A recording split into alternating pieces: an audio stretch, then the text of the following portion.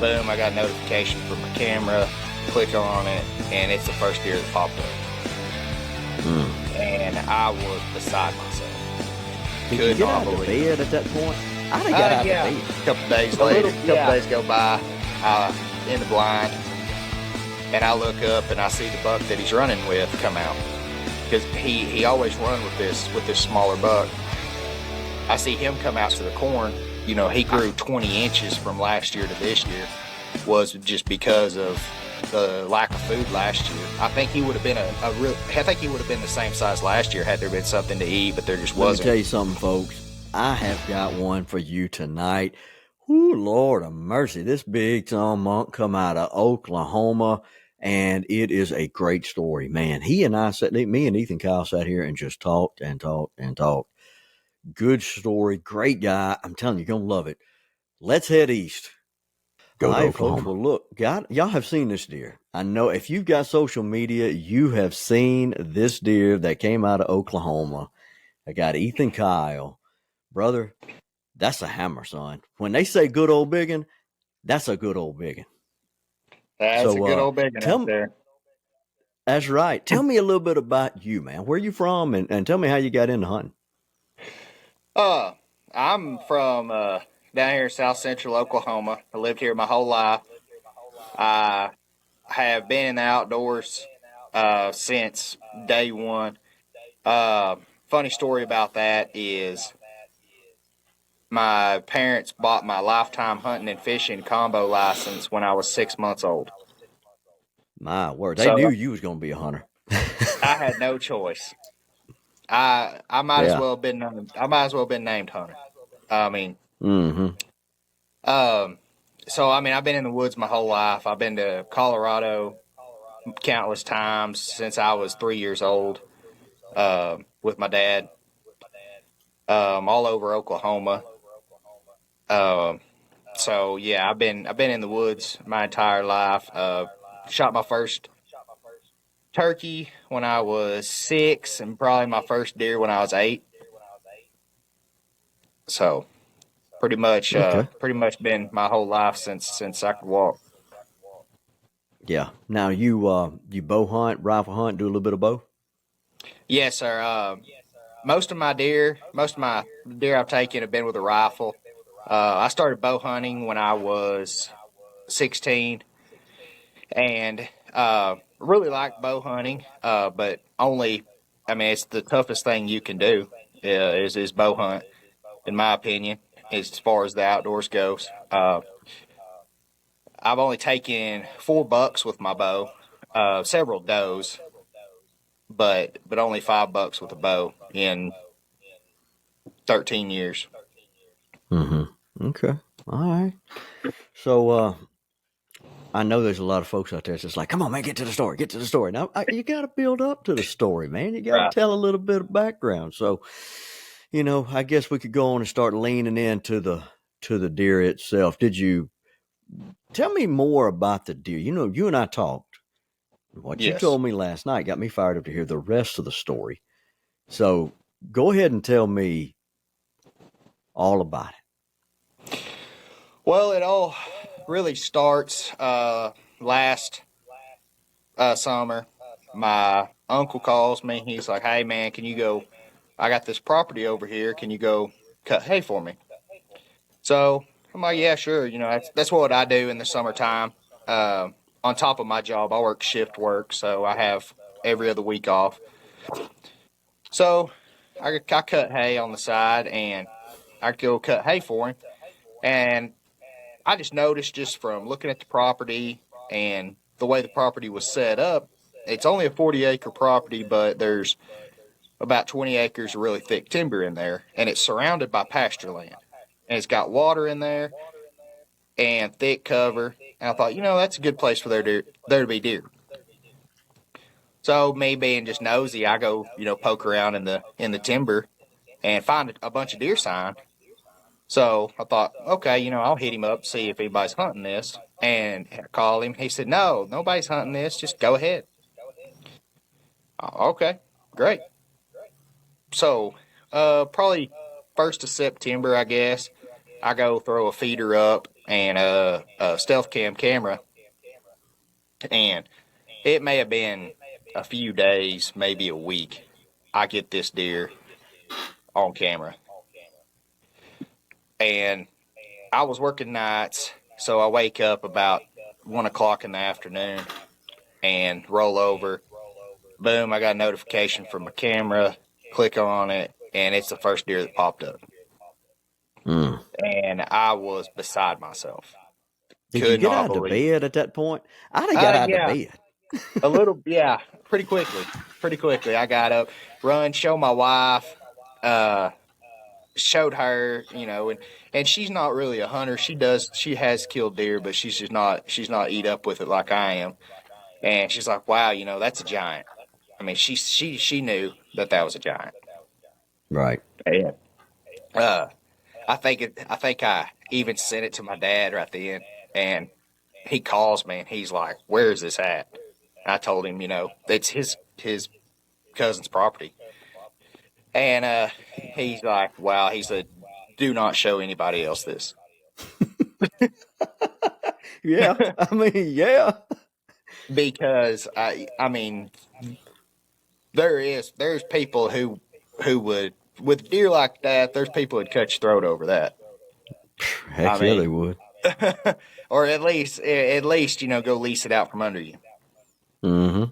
Um, so anyhow, that happens in September, and so obviously I go. I didn't even have a blind up or anything. I just threw a feeder and a camera up, and so I go out and set up a blind, uh, ground blind. There wasn't any timber or any trees, sorry, that I could get a stand in that I really liked. So I get a blind set up and can't wait for October. I mean, I'm just chomping at the bit to get out there and finally get a chance. Uh, get out in the woods, and obviously he's nocturnal at this point, so I'm just hoping, just living on a prayer that he's just going to walk by. And so anyhow, I go out one afternoon, and I actually took my daughter with me, and we're sitting there. It's like 85, 90 degrees, and we're dying in the blind. And I just wanted to take her, just maybe a doe or a small buck walks by, let her see something up close. And we are sitting there, and I keep hearing something behind me, and it almost sounded like a deer walking, but I wasn't too sure. But I had all the windows behind me shut, and I just happened to just finally just spun around, leaned back, looked out the back window, and he's standing there like 55, 60 yards behind me. Mm. And I am sick to my stomach because I have no shot behind me. There's brush, there's greenbriers, everything else behind me, and all I can see is his horns. And he's under a big. There was actually a big oak tree out there, and he's standing underneath it. And there's nothing I can do besides just sit there and watch him till dark. And finally, he moves off. We get out of the blind, get back to the house, and I'm just sick to my stomach. Not being able to get a shot, seeing a deer that big, just on the hoof is doesn't the pictures doesn't do it justice. And like I said, this is last year. This deer, he's 20 inches smaller last year than he is now. Wow. And so I go back out a couple days later, and I think I'm going to be slick. And I pick my blind up, move it back there to those oak trees or close to the oak trees, thinking, all right, I got him now. He's not interested in corn. He's hitting these oak trees first, and then he's moving over to the corn after dark because it's out in the open. So I think I'm slick, right? And anyway, I get set up. Later, a couple days go by, in the blind, and I look up and I see the buck that he's running with come out because he always run with this smaller buck. I see him come out to the corn, I could still see my feeder, but just barely see my feeder from where I'm at. I see this little buck come out, and I thought, oh no. And sure enough, he walks out right to the feeder and stands there for 30 minutes. And Mm. I'm 60 yards the other way, and I have no shot. So I have to sit there. I have to sit there till dark again and watch him with no shot. Had I left everything alone, I would have been a 25-yard shot, but I didn't. Golly. Well, now we So know anyway, why. yeah. I mean, those deer, I think they know. I don't think they get spooked unless they wind you or see you, but I think they just know you're in the area or they can feel something is off. And I and agree with it. they I agree they with that. they they change their patterns or something. Yeah. Yeah. But so that's last October. Um, that was the last encounter I had with him last year. Mm-hmm. Uh, he's he got girls on his mind after that. Then he disappears completely from camera on November the 9th, which all big deer do. Right. They got girls on their mind after the 8th of November. Uh, everything disappears. So it wasn't a surprise to me, but I'm I'm still hunting hard out there, uh, hoping for a chance he runs by chasing a doe. Never see him again, and season comes and goes, and uh, oh I kind of just gave up. I didn't run cameras through February and March and springtime. I didn't run cameras or anything. I go back out there at the end of June and just thought, I'll throw my cameras back up and see what's coming by. And shoot, the 1st of July, I think, I get a picture of him. And he's just a big ball of horn with a drop tine coming off Mm-hmm. at that time, 1st of July. And I knew it was him instantly. I mean, all the other deer I got on camera barely have anything. And he's got a ball of horn already. Mm-hmm.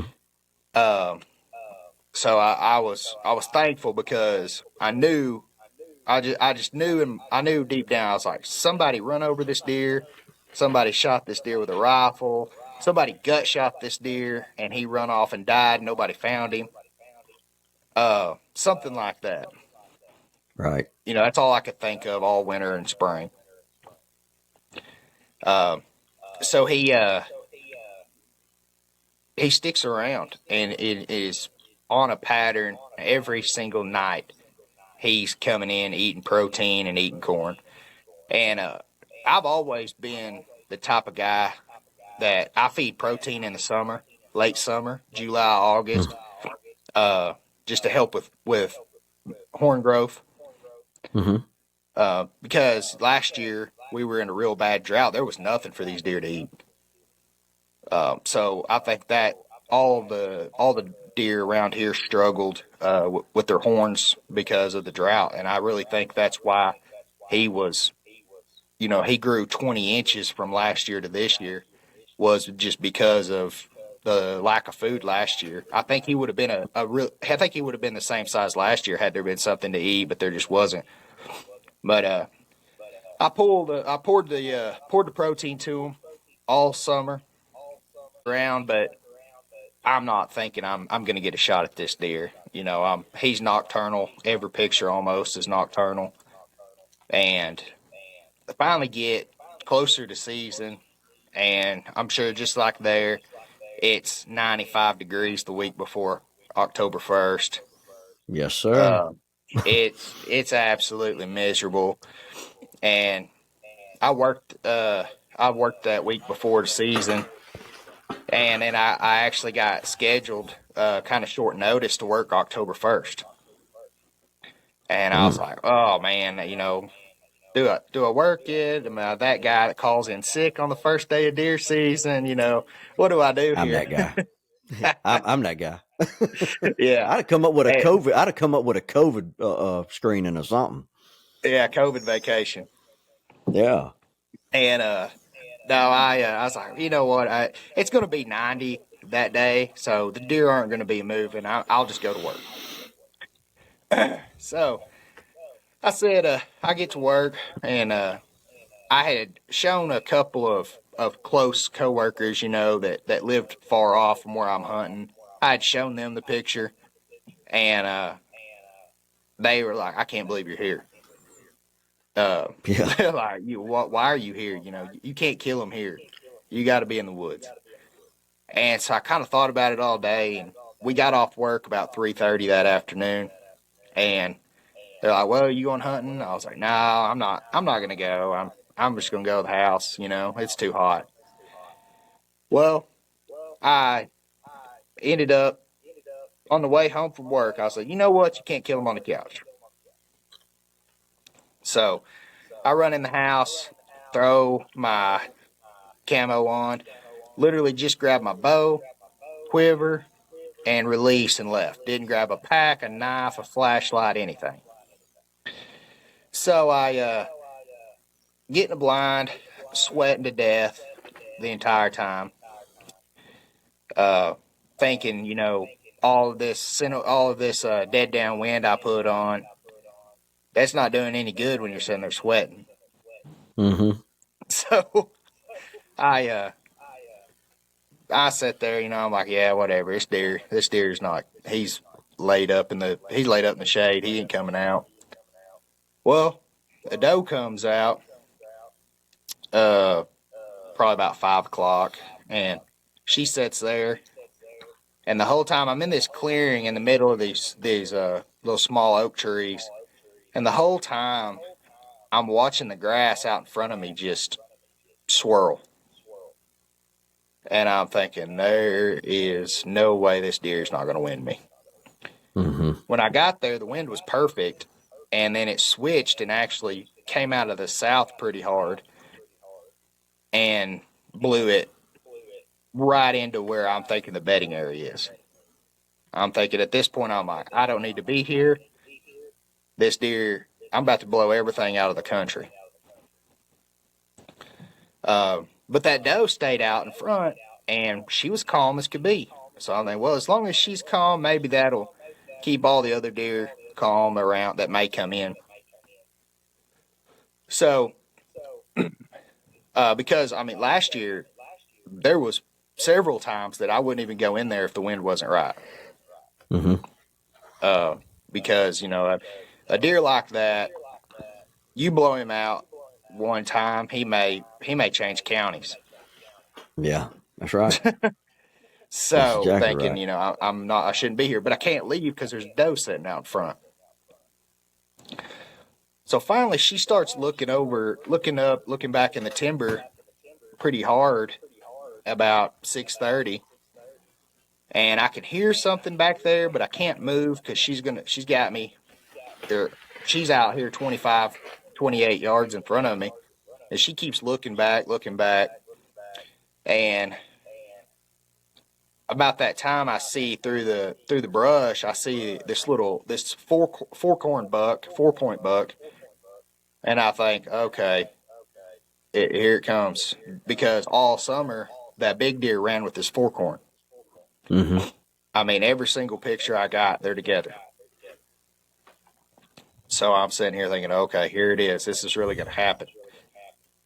And I picked my bow up. As soon as I seen the 4 corn, I picked my bow up, set it on my knee, and I keep looking back where this little buck's coming from, and I don't see anything. And finally, I look a little farther to my left, and directly downwind of me is this absolute giant. And I am, I can't even, I can't even function. my heart's beating so fast that I'm afraid the deer out front of me 25 yards are going to hear it because I can hear it. So I'm thinking they can hear it. Um, and he's standing there, and it's amazing to watch these big deer and how they act. I mean, I can't say I've watched any 200-inch deer before, but I've Right. watched big deer. I've watched mature deer, and this deer stood there like a statue for a good 10 minutes and watched those other two deer eat, just waiting for to make sure the coast was clear, I assume. And that was really cool to see, uh, because like my mind kept playing tricks on me because I kept looking because his horns were so dark they really matched all the brush behind him, and Mm-hmm. so I kept trying to tell myself that that's not him. That I'm seeing brush, I'm seeing tree limbs. That's not him. Um, Well, and then whatever it until takes, whatever it takes to settle in, I do it. was, and I'm looking at the ground. I mean, at times I'm looking at the ground, just trying to get my heart to slow down. Holding my breath, whatever I can do to try to get my heart to slow down because I know I had just upped my bow this off season. I had just taken my bow up. I was shooting about 68, and I took it up to 75, and Mm-hmm. I was really regretting that decision at that moment because I don't think I can get this bow drawn. I can understand that too. I can. I don't think The I can get this bow nerves. drawn. And oh yeah, my whole arrow's shaking, um, and everything, and which is it's going back to last season, when I had my daughter with me. She was 7 at the time. She had just turned 7, and she had never been hunting before. And she looks at it. She looks at me last year, and I'm holding my bow, and she goes, "Why is your arrow shaking?" I said, "Baby, I wish you Oh. knew. I wish you could feel this. Mm. Like it's something else. Like I hope. I mean, she will one day. Like she'll understand. Oh yeah, But yeah. I just wish. I wish she. I was like, baby, I wish she could feel this because it's insane. So anyhow, back to this year. I'm sitting there shaking like a leaf in a hailstorm, and here he comes finally on a straight line, just walks straight up. And while those other two deer were feeding, uh, we'll back up a little bit. Here in Oklahoma, just like most of the southern states, we're tore up by hogs, wild hogs. Oh, absolutely. Yes, sir. Yes, Um, sir. I mean, you drop a kernel of corn on the ground and one will find it in an hour. I mean, it's Mm-hmm. terrible here, especially central Oklahoma, man. It is terrible. So I had to put hog panels around all my feeders. So I'm watching this doe and this small buck feed, and I'm realizing that the top of this hog panel is right level with about the heart. And so I'm thinking this whole time, I can't let this deer jump into this pen because one, it's 7 o'clock. I got about 20 minutes. And two, he jumps in here, that top wire, that panel's gonna be right in the vitals, and I'm gonna be scared to death to Yeah. hit the top of this panel. Yeah. And it's So funny you say that because when you sent that picture, I could see the panel. And the first thing went through my mind was, man, I don't know if I could shoot that deer on the ground. right. I hadn't thought of that. I hadn't thought of that before because I really hadn't had anything in there that I'm just like, okay, it's go time. But when the time came, I started looking at that and I thought, oh no, I can't shoot him inside that pen. Because your subconscious, I'm going to be trying to shoot over that panel and I'm going to shoot him high Mm-hmm. or something like that's going to happen. Um, so I'm thinking, okay, I got to stop him. I got to stop him. And sure enough, he walks right up to the edge of the panels, and I draw. And when I draw, it made a little bit of a sound, and he stops right there. He's rested up almost right at the panel, and I let the arrow go, and I hear a loud whack, and I'm thinking, okay, good. That's what it's supposed to sound like. Mm-hmm. I'm thinking, yeah, I got a shoulder, possibly, so we're okay. Uh, he tucks tail, turns, runs right back where he came from. I'm thinking, I'm all right, and I'm pumped at this point. I'm pumped Mm-hmm. because I finally got an arrow in this deer. I've been after for 2 years. Uh, so I hop out. I leave my bow, quiver in the blind. I just hop out and I ease up to where he was standing, and I don't see an arrow. I don't see blood. I don't see hair, and my heart sinks Mm-hmm. because I'm thinking, okay, what did I hit? And now I'm like, okay, hopefully, I hit shoulder, arrow still in him, but there's no blood. So I use about 10 yards down the trail, and there's two pin drops of blood. That's it. Okay. Within Okay. within 10 yards.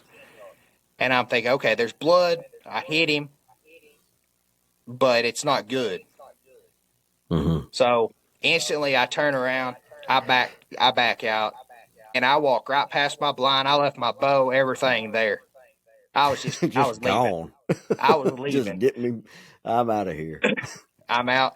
I was not going to push that deer. Uh, I was definitely not going to do that. I was thinking in my mind, like, who's got a dog? Mm-hmm. Who's got a thermal, something I could go track this deer down. I instantly start thinking of the worst. Mm-hmm. And so I get to the truck, call my dad. He says, "All right." And when I call my dad, I can't say anything besides "I got him." That's it. Mm-hmm. That's all I can get out. I got him. I got him. I got him. He's like, "Okay, calm down. Go to the house. I'll be there in an hour." And so I get to the house, and I mean, I'm telling you, that was the absolute longest hour of my life. I bet it was. I mean, I've sat through some boring safety meetings, but that was a long hour. Oh man, I had to throw that one in there. You said I you was a safety appreciate man. that. That's right. To those who don't know, I do safety where I work. So yeah, I can take a lick, baby. I got thick skin. There you go. But yeah, that was a long hour right there. And finally, he said, "All right, well, let's go." And so we get out there. Probably an hour and a half has gone by since I took the shot. We get to the first two pin drops, and dad kind of looks at me like, where'd you hit him again? And I said, I just heard a whack. I don't know. I just heard a whack. So we get probably 40 yards from where the deer was, and just find a really good blood. Mm-hmm. And he's like, okay, you got in it, and it's the light colored blood. It's not dark or a greenish tint, where you get when you Yeah. shoot one a little far back. It's good. It's good light blood. Mm-hmm. And so we're pumped at this point, but it's not continuous. It's a spot, and then 20 feet, there's another spot, and then 10 yards, there's another spot, and then it kind of quits. Mm-hmm. And so, okay. Then we start basically doing the leapfrog method where we'd find a spot, I'd stand there, he'd go ahead of me, he'd find a spot, I'd go ahead of him. And so we're moving really slow. We're moving at a snail's pace um, because we're not finding just huge puddles until we get to this deep creek. It was probably 25 feet deep. It's dry because we hadn't had an inch of rain in 2 months. But luckily it was dry that too. But we get down there, and I guess what had ever happened with him crossing that creek opened that hole back up, and he starts losing blood when he comes out of the creek. Oh, okay, And I okay. mean, Stevie Wonder could have tracked the deer with some of these spots. I So mean, you're they're feeling good at this point. oh yeah. I'm thinking I got a double lung. I got a double lung. Like we're good at this point. And we get out into it's an open uh, meadow with knee high Bermuda grass, and which I'd rather track deer all day long in the brush as I would out in tall grass. Absolutely. Yes, I sir. mean, you and even with some of the spots were tough because it had kind of spread out over all the little blades of grass, and it was still tough to see. Mm-hmm. And so we get out there and we start finding beds in this grass where he had fell down, and see these beds, and Dad almost backed out. He said, "Man," he said, "I'm afraid we're pushing this deer across this field," but we never did see him, and we had pretty good stream lights, but we never did actually see him moving out in this field.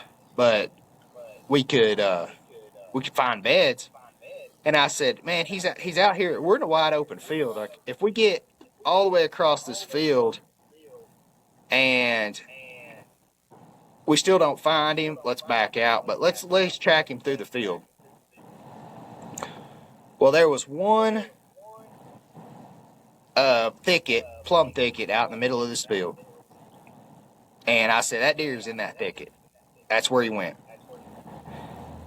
And sure enough, we kind of quit tracking blood at this point. We just started walking over there, and sure enough, I find a big puddle of blood on the grass, sprayed across the grass, and we got within 10 yards of this deer before we ever seen him because of the grass. Yeah. And when I seen hair, I lost it. I absolutely lost it.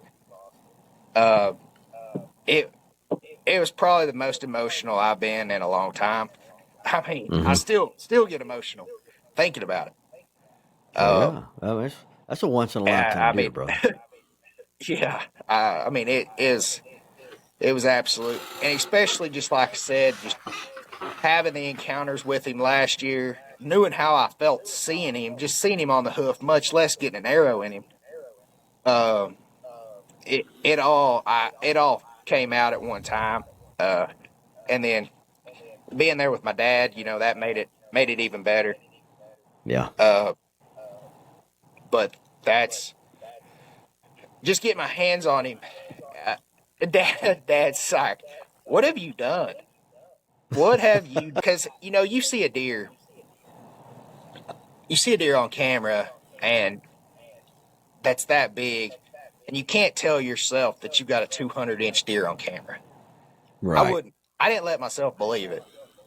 I'm Mm-hmm. thinking this whole time this deer's going to score 199 and 7/8. He's not a 200-inch deer. Yeah, that 200 mark's hard to hit, baby. It's hard. Yeah, I'm sitting there telling myself all off season, this ain't a 200-inch deer. Like he's just not. But when I put my hands on him, I knew. I knew Mm-hmm. just without a doubt. I mean, I've been watching outdoor TV since I didn't get Saturday morning cartoons. I got Saturday morning outdoor channel That's right. in That's our good house. raising right there. That's Yes, good yes, sir. raising. That's how it was. We had one TV for several years growing up, and Dad had the remote, so it was Saturday morning outdoor channel. Good job, Dad. That's the way to do it, Yeah, baby. That's what I did mine with, but they didn't take to it.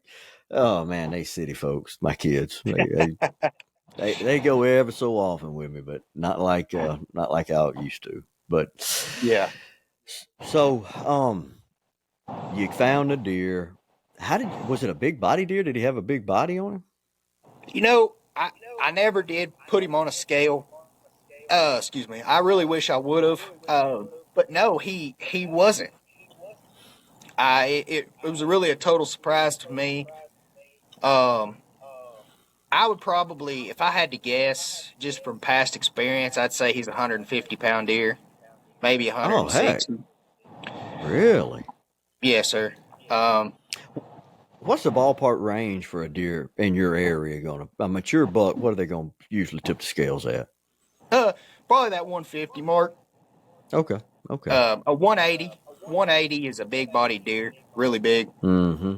Yeah, that's how it is Uh, here. You get a deer 200 pounds here, you've done something. oh, right. Yeah. He's Yeah. been stuck in the cornfield or something to get that Mm-hmm. size. Yeah. Yeah. So now the question everybody wants to know, where'd you end up hitting him at? So we get up to the deer, and that was one of the first things, after I got to the point where I could talk again. Um, I was sitting there looking, and I go, did I scare him to death? What happened? Where's the blood coming from? Because he's laying there, and he's laying on his left side.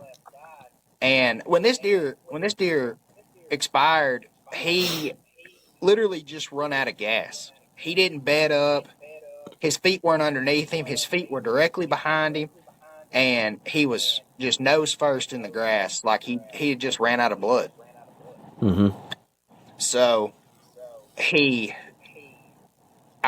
we get him moved out of the thicket and out into the shorter grass to look him over, and I roll him over, and there is one big long gash about this long right on the left side of the neck. Really?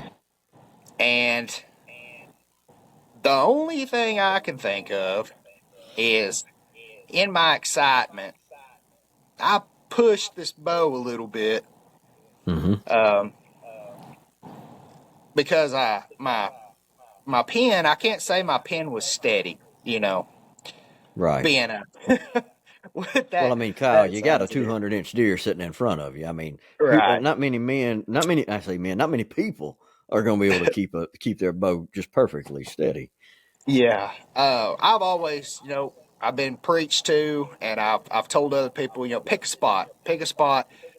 There's a spot on that deer you can look at, and that's the spot. You don't look at the horns, you just look at that spot, and that's the spot you shoot. Well, that all went out the window. It's easier said than done, my brother. Yeah. Trust me, I'm same way. So so I get him rolled over, and I see this gash right here on the left side, and my dad's like, "Was he facing you?" I said, "No, he was perfectly broadside."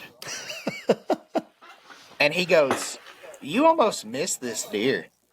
He goes, maybe he turned into it, and the arrows inside the body cavity. Right, right. And so anyhow, the more we got to looking at it, I said, that arrow's not in there. I said, I got lucky. And I had I had sent just some quick pictures of just one side of the rack to a friend of mine who is on the Buck Ventures pro staff, and with Jeff Danker. Mm-hmm.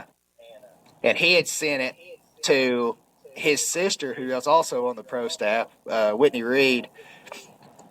And just turns out, she's sitting next to Jeff Danker, and they start FaceTiming me. Uh, just off of that little picture, like they see this rack, and they're like, oh my gosh, what's happened? Because I grew up in the same town as her, and she shot good deer, but nothing like this. So she starts FaceTiming me, and I roll this deer over, and of course, they're in disbelief, also. And that's the first thing she said. She's like, "Did you smoke him?" I said, "Well, it's better to be lucky than good, I guess." That's right. That's right. That's right. Well, let me tell Uh, you. I tell people all the time. I tell people all the time. They'll say that either they kill a deer or they missed a deer, and I'm like, it was just your time, man. You killing this deer is just a simple part of fate and your existence coming together. and that's your deer, man. And it was your time. That's 100% right there. That's right. I believe that too. It was supposed to happen, uh, That's right. and I got lucky. Thank God that I did, and I did. I said a prayer when this deer's coming in because unfortunately, I had to sit there and stare at him for 10 minutes. Mm-hmm. So I'm sitting there praying to myself. I'm like, Lord, just let this arrow fly true. Let the deer, I don't want this deer to suffer. Let the arrow fly true. Yeah. And to an extent, it flew true. The deer didn't suffer. That's Uh, right. he was he was probably down within minutes. Um, but just giving him that hour just to make sure. But yeah, it was an amazing experience. It really was, and Yeah. I'm blessed. I know you are. I talked, like I said, talked with you a little bit last night, text with you a little bit, and I can tell you, man, there's people who are ho hum about it, and I can tell you are, you feeling blessed about it, and you understand what you got, and I can appreciate that from somebody that ain't never killed nothing like that. I have a strong appreciation for it, brother. I really do. Yes. So tell Yeah. me what kind of bow and what kind of broadhead.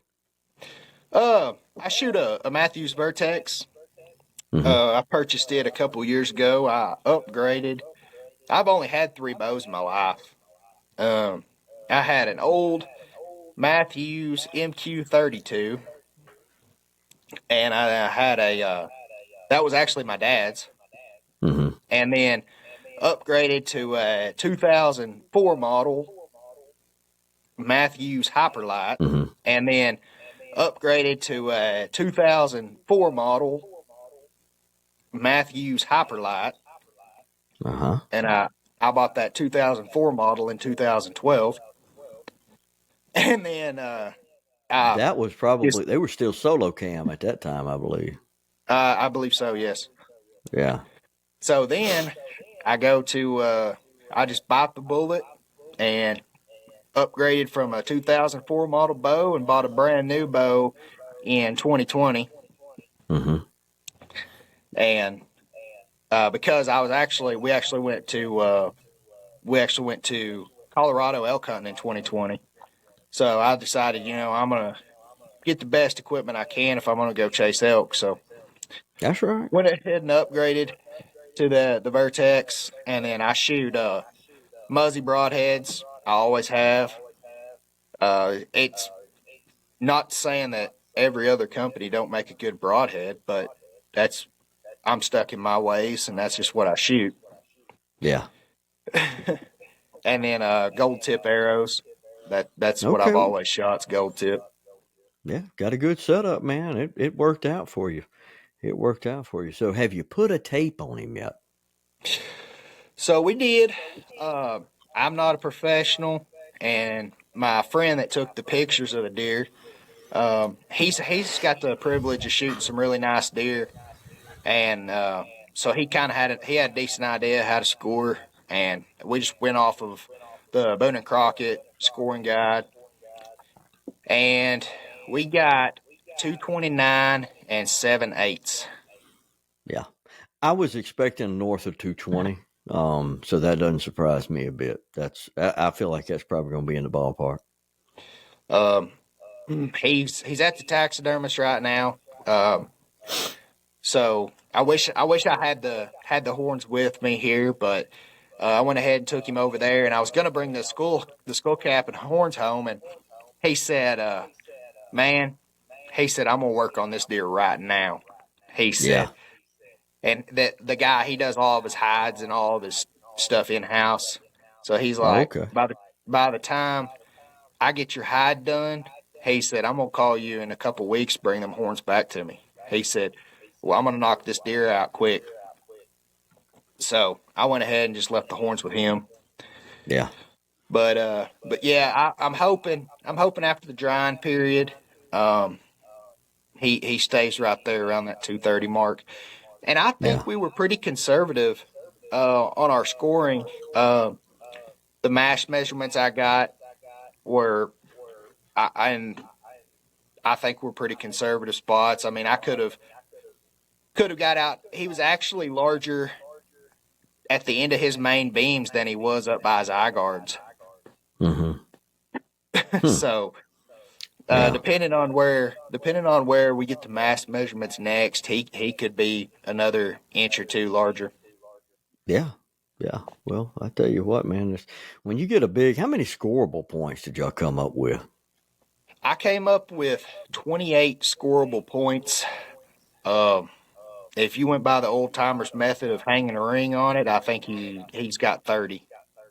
Okay. Okay. But Well, I 28 tell points people, of it.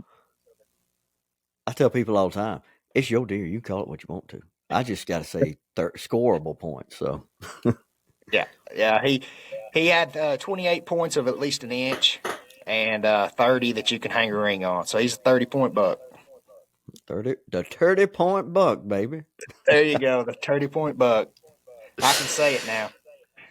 You got one, baby. You got one. You can put you a sign when you get him. Hang it underneath it. The 30 point buck.